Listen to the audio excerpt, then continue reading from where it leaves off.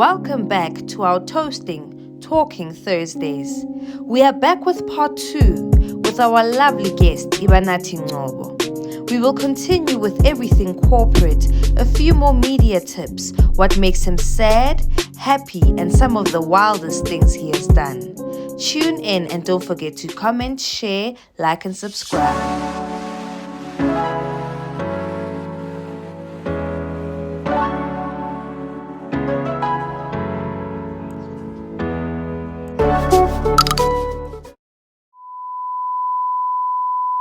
It actually brings me to my next question, because my next question was then, what are some of these challenges, that you do then face in corporate because you're gay, because, if I think about it, if even in normal day society, people do kind of act weird about it, I can only imagine in these corporate spaces. And how did you deal with it? So I think genuinely the first thing that I have to acknowledge is that I've honestly worked with some of the most amazing individuals. I've worked with some of the most amazing corporates that allowed me a sense of being free. Secondly, that I had people in my corner who for some reason, no matter what, they refused for anybody to downplay my talent or take away my achievements. That's beautiful. But with that said, I think the best way to always explain it is, you can have policy and you can have all of these nice HR things of equality and and we accept you in all of your rainbowness. But the best example to put it, it's sort of like being black in corporate SA. You have the policy, but the day-to-day does not match the policy. Yeah. There's a ceiling that you hit, where I always say, I'm like, there's still a lack of black representation, especially black female or queer representation in strategic leadership roles. No, they can put you in leadership, but are you actually all capital projects? Are you actually the decision maker, or are you window dressing?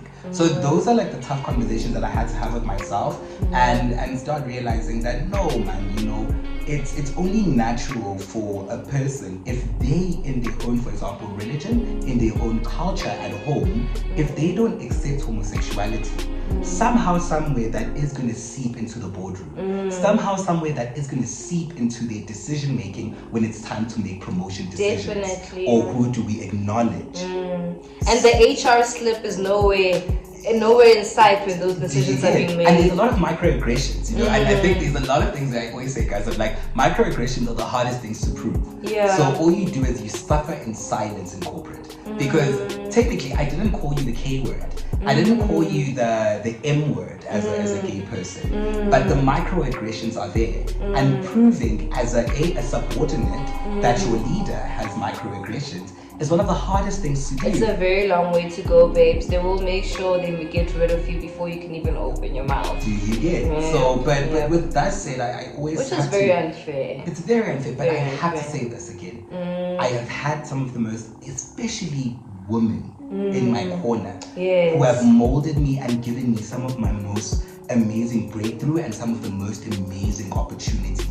I've had some incredibly brave men as well in my career who ensured that I had the stepping stones to get whatever I needed to achieve done.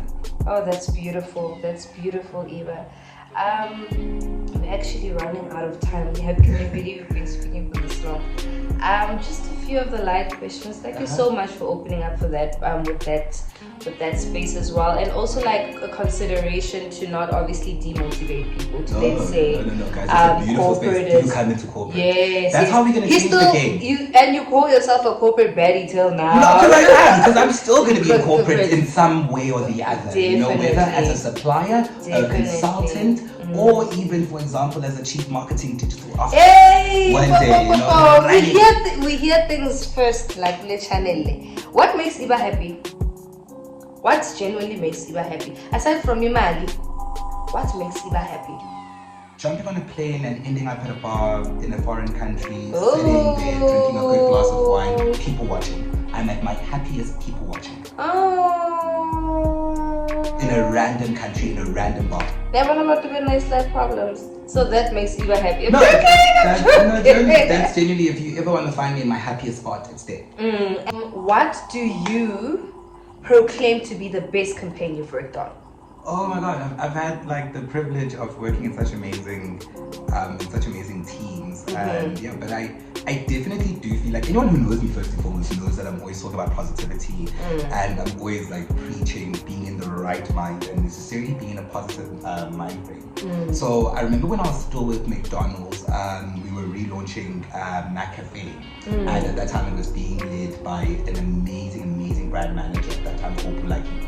So Bulaki Shabalala, and he gave me the space to come up with this campaign, and this campaign genuinely is now still running. I think I left McD's I think like 2-3 years ago, something like that, and it's called #MacCafe Motivation, and that was tied in with Monday Motivation. So I remember literally every single day when I get to work, obviously as part of digital, I had to go through what's trending, what is the topic, and at that time Monday Motivation was a whole thing. And I didn't even drink coffee, but I realized that a lot of people, for example, use their coffee as their motivation to get up and go.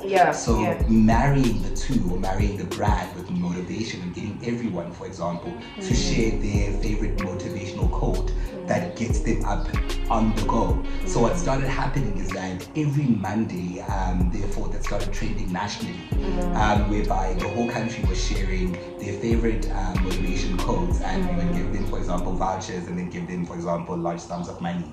I think it's still running on 947, still running on YFM, it's still running nationally. So to get the country to wake up and just share what is their favorite quote that gets them up and ready for the day, you know, and to get that wavelength or frequency in the country, that was really exciting. And then I did quite a lot of exciting work with McDonald's, because I think even Umlilo campaign, I was actually like Umlilo was so guys, so during the lockdown, and this was hardcore lockdown, right? We started this culture with Iba where one day we're cooking at your place. Also, like, restaurants were closed, so you had to, you know, kind of make your own amazing meals and whatever. And I recall us having such a chilled night, right? And within that era, it was a Ingomaka DJ.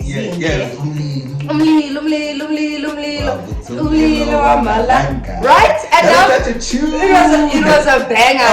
So we're having fun, not thinking about all the COVID problems and issues that's happening all around us, just being in the moment as friends. Ibanathi is such a driven person, guys. Imagine in the midst of having fun with friends, and he's just umli, loli, and it's like, guys, I've got the perfect idea. Next thing, guys, Iba was stuck in his room, I think for over 3 to 4 hours. Like, at the time, we were with Uyanda is Iba's friend, and we were with Uyanda, and Iba was gone, right? I think, but you rectify me, about a month, not even more than a month later. Haibo, you guys remember the Mlilo fries where they put the jalapeno? The chili cheese fries. DJ Zinke, Umlilo, those fries. And I was like, that's how that whole Umlilo campaign came about. Like, it was just like Umlilo chili fries, and then bring that to Charles, I personally, because I was there when he had his aha moment, that was your best campaign. For me, personally. For me, it's that one was also really nice. You know, and I always say, I'm like, yo guys, when I think about the management team at that time in the McD's, Abu Maschaba, and you know, they really Memodisa gave me so much leeway, you know, to be like, yeah, but guys, like, honestly, let's literally localize the brand and let's speak the consumer voice right now. Imagine driving up and you're like, Umlilo fries. Yeah, you know, so and isn't it still a thing? It is. I think they're still using the Umlilo campaign. I'm not sure, but yeah, but I think also as well at Grenrod, we, like, you know, with under Alison Briggs, I was able to come up with a drive that I think they still have now, where literally I think the first year of my graduate program, we tied up for the CSI campaign. We came up with the digital campaign to literally just raise lunch, because at that time we started realizing that most kids, for example, in township schools, for example, they don't have lunch. So for for Nelson Mandela Day, I was like, okay, cool. On top of all of the amazing other things that we're doing, in regards to building libraries and donating books and all of those things, how about we literally get our employees to donate just an amount of money that can cover, for example, let's say 100 sandwiches, and necessarily then just for Nelson Mandela Day, pitch up in at least 10, 20 schools in Durban and give everybody a sandwich. Ensure that literally for that day, those kids are well fed. Beautiful, so, beautiful. Those are some of my favorites. So I think McAfee Motivation still stands out to get the same country, like to get the country like a positive mindset and a positive frequency. Yeah, which is especially with the country we have now, mental, everything just revolving mental wealth, and just being able to read something that can motivate you in the morning is get up and go, Get up and go, sure. Yeah. All right, and then what makes Iba sad? Anything that makes my family and friends and people I love sad. That makes me sad because I'm a huge empath. I feel things. I tend to I carry all of my people that I love struggles on my shoulder. You do. And one of the easiest people to talk to. Okay, what is the wildest thing you have done thus far? Oh God. Yo, how PG-13 is this channel, firstly? I'm joking. I'm not talking what you're supposed to say age restriction. Next time we have a 10-year-old watching this. What's the wildest thing I've done? Let's still keep it PG. No, I haven't done quite a lot of adventurous things in that level. But I think one of the most, you said scariest? Wildest. Deciding to stand up to myself, to a boss at such a young age without a backup plan in a new city. Wow. With no financial backing. Wow. So if we just can briefly go into the story, this is you standing up to one of your bosses because of how they've treated you. How they literally treated me. And wow. I actually, I enjoy the land. Not like. Yeah, and more than anything, because I understood that. I was like, no, because then I also didn't want to set that tone or precedence for my career going forward. So I was I was like, you are not gonna do the Kuzolunga thing. No. And I also understood my talent and understood the work that I put in. And I was like, I understood the work that I put in. So I was like, nah, ngizomasha and ngizobarayit because faith of a mustard seed. Yes. Okay, we're gonna have a quick game. Yeah. So within this game, you've got it's Moolie's games. Accept, deny. Only. But we are going to give you two statements. Okay. Right? It's actually a this or that. It's like a this or that type of game. Okay. Cool. So would you rather get it? Okay, cool.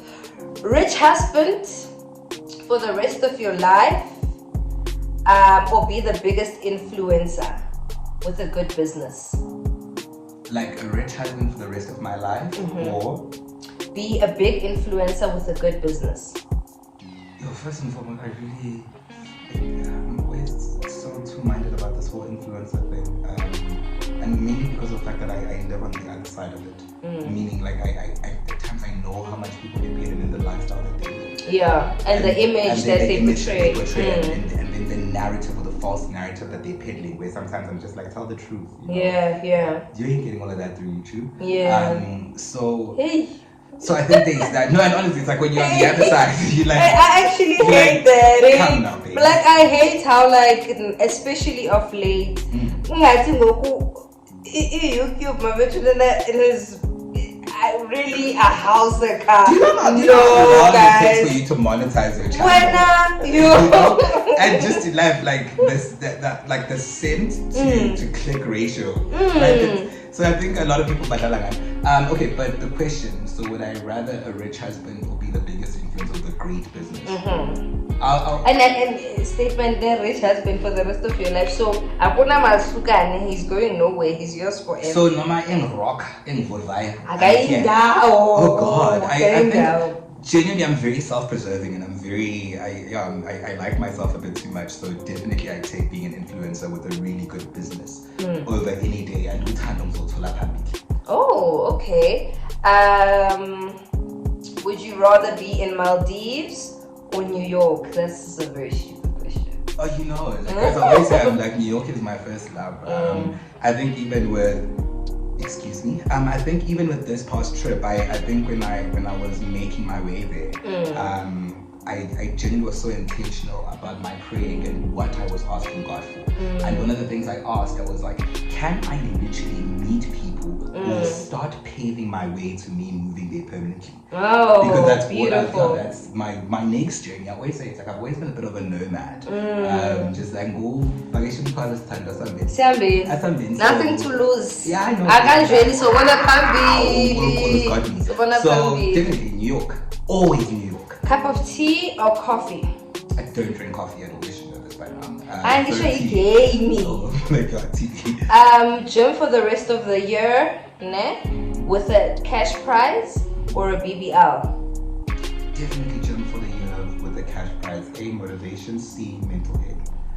And also, you guys, I'm shown about the BBL. Well, you know what my mom said, and it's not just jokes. My mom was actually making me realize ukuthi yabona le age group yethu yema BBL and whatever, not like angifuni and stuff, but my mom was saying like yabona when we all hit about 30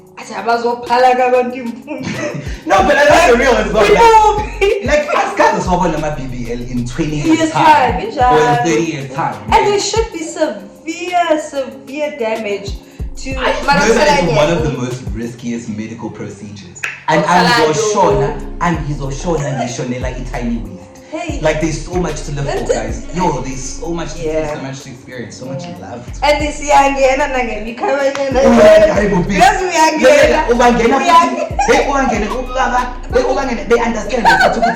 Listen, Utelitabi is doing the things. I'm not encouraging unhealthy lifestyles, but I am saying we should work out. We should work out. We should try and look out ourselves and feel our best. Any last words to anyone out there, either unhappy in their workspace, so anyone who feels like they would probably like to quit their job? And really, this question is directed, or this was the last question in Ibale Pansi, because you are one of no, not even our chosen no, because you're such a courageous person. Eva, like Yazi, even somebody probably watching this episode now,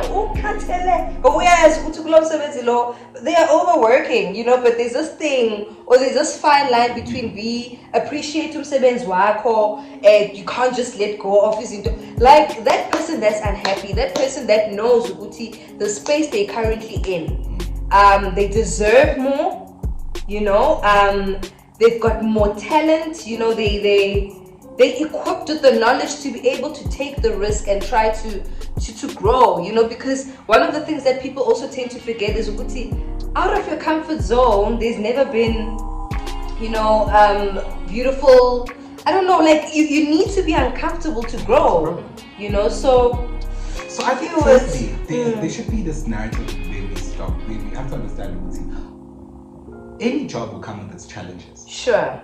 So you always have to weigh up the pros and cons. Do you get? So I think for me, half the time when I've made decisions to resign is because A, I'm very strategic, so I already have another gig lined up, or I've already been headhunted, and I'm just like, well, and I have to literally serve my notice and go. So that's a plan, having a plan. Have a plan and be strategic about it. That's first and foremost, because also there is no mental break in poverty. There is absolutely no mental break in poverty. Let me put that in. It's gonna do that. I'm gonna cut this part out. Like you felt that? I felt that. No, there is not. So I think there isn't. So like by leaving your current situation without a plan, uzoyedela more stress, uzoyedela more tears. And even more, because now you're gonna deal with all that bullshit and also deal with the fact that now enjoy. So I definitely say upskill yourself. I think the one thing that as young people we fail to do is we fail to upskill ourselves. And I think I've also as well at times been a victim of that, where I've sat for a good year and a half, going for 2 years without upskilling myself until where you're like, I know Eva, babes. You work in such a fast-paced industry. Why aren't you certification yana, you know, so consistently upskill yourself in your industry. Definitely. You will literally look more attractive. I think the first thing that we have to literally always dispel is the fact that, guys, a degree in this day and age is really not sufficient. It's what are your extra add-ons? You know, I always make the example of, think of yourself going to buy a car these days. Just because, and look at how consumers are consuming it. Look at it from a perspective of what more can you give me than the other brand can. So think of yourself as a walking brand, and think of the job market as consumers. You know, look at it from that perspective, Wuti. From my next person who is also looking for the same role that I'm looking for. The next graduate. What am I upskilling myself about? You know, like, why can't I do a 3 weeks or 4 weeks course from this business school or from UCT or online? Something online that's free. You know, like, I know even for now, like Harvard, for example, just released a bunch of these free small online courses that I also even want to literally register and jump onto. So it's all of those things of, are you upskilling yourself? And like the minute you're upskilling yourself, then you're going to literally start attracting more opportunity and more zaga. And then...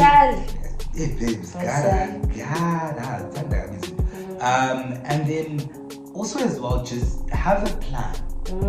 You know, like save. Like I always say, like, my friends always look at me and they always think I'm such a BMF, as much as like a blow money fast. Like, I'm trying to. Like I is that a new word? Oh, thank God. I don't know. Like I'm always so BMF. Like, hey, you learn something new every day. But yeah, like I come across as a BMF, but as well have some financial grace on yourself. Yeah. So always have at least 3 months or 4 months, if you can, 6 months in this economy. Not gonna lie, not gonna happen. You can if you're really good. But try to have some form of cushion to allow yourself grace if anything happens in this economy. Or with your current livelihood. Yeah, because aside from resigning or being fired, retrenchments are a real thing. You get me? So it's always just having those. So I think my 3 advice: upskill yourself whilst you're still in this current job. Be strategic. Always be strategic. And then give yourself some grace. Save. Look at your saving as grace. You're being kinder to yourself, so that by the time that you leave, you have a little nest to literally not drive you into a desperate rabbit hole. And I think maybe in my next episodes, they're talking Thursdays, to unpack the reality of what saving really means. Oh yeah, I had to and how feasible is it nowadays, you know? Because I mean, I can only imagine, like, trying to keep up with everything and so forth. It should be also a bit tough. It is. Chums, we've reached the end of our beautiful interview. Hey. I enjoyed myself so much. Thank you so much for joining. You're the first guest. How do you feel? I really haven't taken an interview in such a long time. I think the last interview I did was like in Dubai or something, for like this other conference I attended. So to be like a camera again, it was a bit like, oh snap, but I don't know if I have enough to share. I don't know. You always have enough to share. No, because I myself, you know, I always say I haven't stopped learning. You know, I'm not a chief marketing director. You know, I'm also still on the come up. You know, I'm very grateful for the awards and the recognition I've got because of the campaign work that I've done. But I myself am still looking at this and I'm like, Sakona 20-30 years of just one way. Sure. And you enjoyed it? I did. Thank you so much for having me. Thank you so much for coming to the episode, guys. That brings us to the end of our... Guys, I was so comfortable. I'm even laid back. I'm sitting on my own couch. Thank you so much, guys, for joining. I hope you don't change. First of all, Rome was not built in one day. Yep. And, you know, sometimes it's just reaching out to 1 or 2 people. Maybe today's Talking Thursday was not for you, but I do know that a larger audience or somebody one day will stumble upon this episode and it will be of much value. Thank you so much, guys, for tuning. So, Bananamos, you know, Saturday weekly vlog. It's just me now in my space doing my thing. Eva, thank you so much for joining. And I will see you on Sunday. But for the next Talking Thursday, thank you so much for watching. Bye.